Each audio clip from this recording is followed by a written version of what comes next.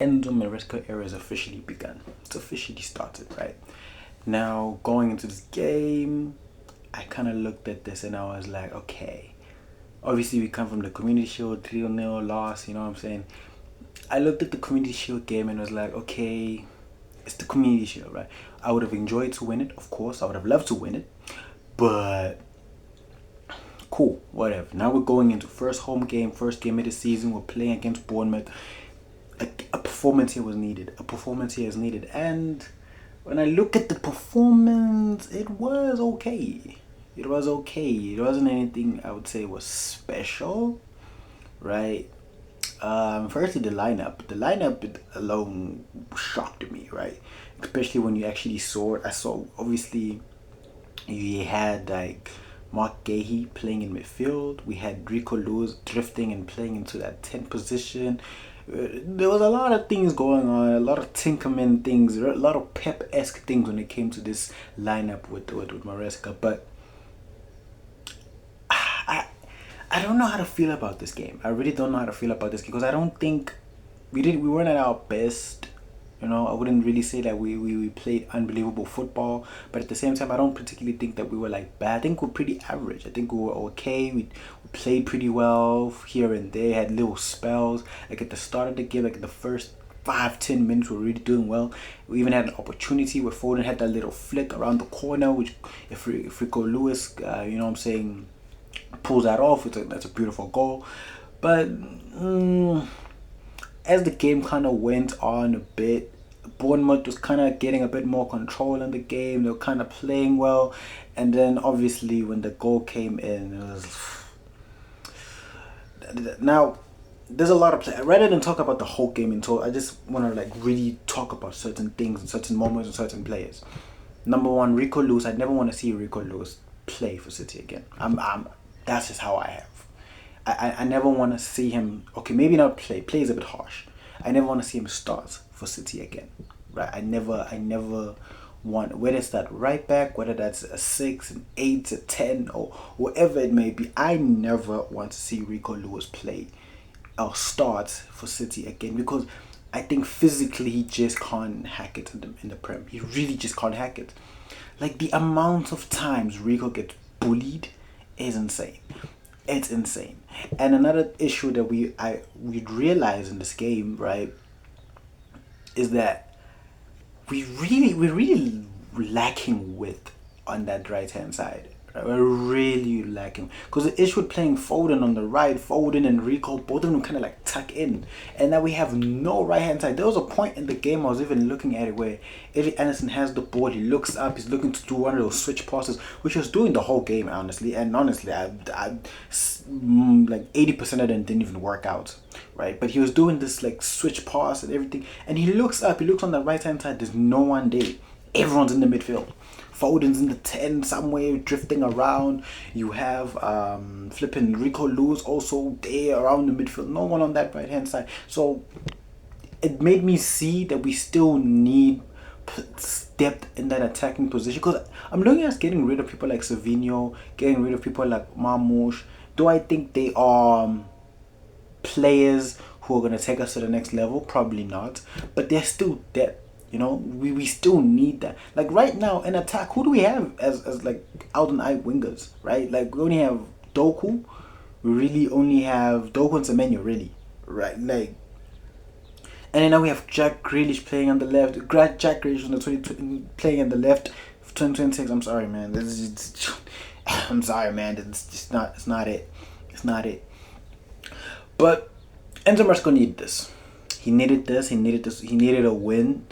You know, to get everyone on board with his project, to get the players believing in him and everything. So he needed this win. He desperately needed this win.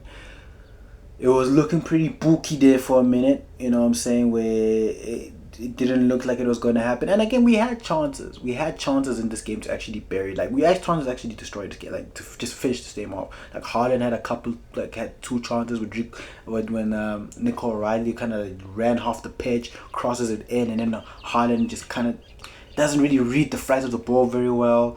And even the other chance he had where he was kind of like crossed into him and it just kind of mishits it. Mark Gay had a free header. He didn't really make the most of it at that time.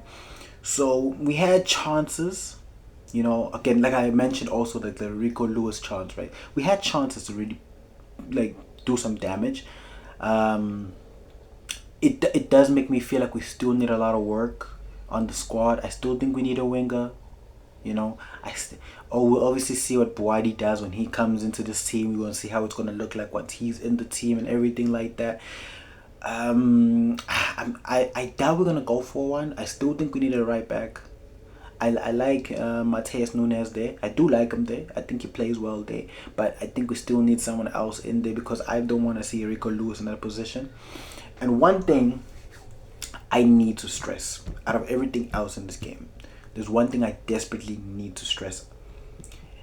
When it comes to a team and anything, literally, sometimes you just have those players that you just know are on the team sheet, regardless of what's happening. They're just on the team sheet, right? So obviously, we look at the likes of Erling Haaland. Erling Haaland most probably going to be on the team sheet no matter what happens. Donnarumma is going to be on the team sheet no matter what happens. Ruben Dias probably going to be one of those ones since he's the captain and everything like that, right? I'm sorry. Ryan Cherki should always be in the starting 11. I don't care what's happening because Ryan Cherki is one of the only players in this team that gives us magic, that gives us incision. That second assist Ryan Cherki did right there. He had three players on him, two players ahead of him blocking Guardiola, right? And he somehow find a way to wriggle his way through that, find a perfect pass just outside of outside of the left, and he finds Guardiola beautifully, and then he finishes like a striker because sometimes I think Guardiola be a striker sometimes. But that's what we miss when you don't start Ryan Cherki. I don't understand what it is about managers and not wanting to give Cherki the keys, right? We saw this with Pep at the start of the season. Kind of like once Cherki kind of got injured, when he came back, he took some time before he was able to get back into the team. And then once he was in the team, he kind of just ran with it. He had the keys, right? We see that with Deschamps with France. He rarely played. He'd much rather make a right wing and Olise play in the 10. Now, don't get me wrong, Olise is an amazing player and everything like that. Now, I understand why you'd want to have Olise on the pitch, but like when you have a natural 10, you don't play in there, it just doesn't make sense to me. And now with Enzo, I don't understand how Enzo Maresca is not playing Cherki. I don't understand why he's not starting him. He should be starting. I found it weird when he wasn't starting the Community Shield. But it's like, okay, fine, you want to give Foden a redemption arc. I hear it. Okay, fine. I love Foden and I want to see him do good. But I'm sorry, in 2026, right now, Phil Foden is not a better 10 than Ryan Cherki. He's not. Cherki gives that magic in there. That incision. Like he comes off the bench, gets 2 assists. He practically wins us the game. He saved City today. Cherki saved Enzo Maresca today. And that's my issue. I don't understand how we don't have this kid starting. I don't understand. Honestly speaking, I think Ryan Cherki is one of the best creators in the league. I think he's one of the best creators in the league. I think he's one of the most naturally gifted players in the league. I think he's one of those players who provides moments of magic at any moment. And honestly, he should be starting game in, game out. There's no way that Cherki... From next game onwards, Ryan Cherki should be a starter. He should be. I don't care how you put him in there. Ryan Cherki should be a starter for this team. And honestly, I don't think anyone in this team right now has the credentials to start over him. I hear it. Foden, what you did 2 years ago, PFA Player of the Year, you're a boy. You know what I'm saying? I hope somehow Foden can find a way to get into this team, because we saw that connection between Foden and Cherki a little bit, how they were playing, the little intricate passes they were having together. We saw how that kind of looked like last season. I don't know how that fits in this season, especially under Maresca, but all I do know though is that Ryan Cherki, that is the truth, man. Ryan Cherki, he's number one. He starts, and I hope that goes on from this point on. But other than that, I still think we have a few more things to iron out. I think decent performance. Bournemouth still gave us a couple of nervy moments in here and there, because I think Donnarumma had that one save at some point where he kind of just saved us. But yeah, man, it was a decent performance. First game. Everyone's still trying to get used to the new system, new managers, new teammates, and everything like that. A lot have changed. Rodri gone, Stones gone. There's a lot of big names that have left the team at this point. So a lot of people are still trying to gel. Anderson got injured. Hopefully it's nothing too serious. I'm still hoping to see what he can deliver. Look, I like Elliot Anderson. I do still kind of think now when I really look at it properly, I do think he was that 115 million for Anderson was a bit much, right?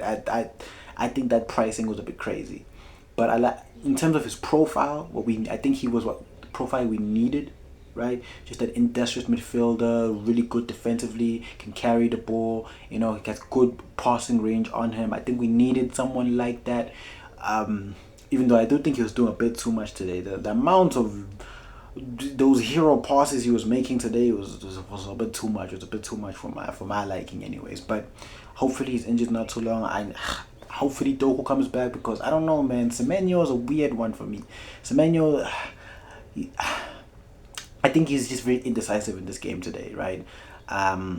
He was very indecisive. I think he didn't really take on his man as much as I would have liked him, or at least to the level of like a Doku does.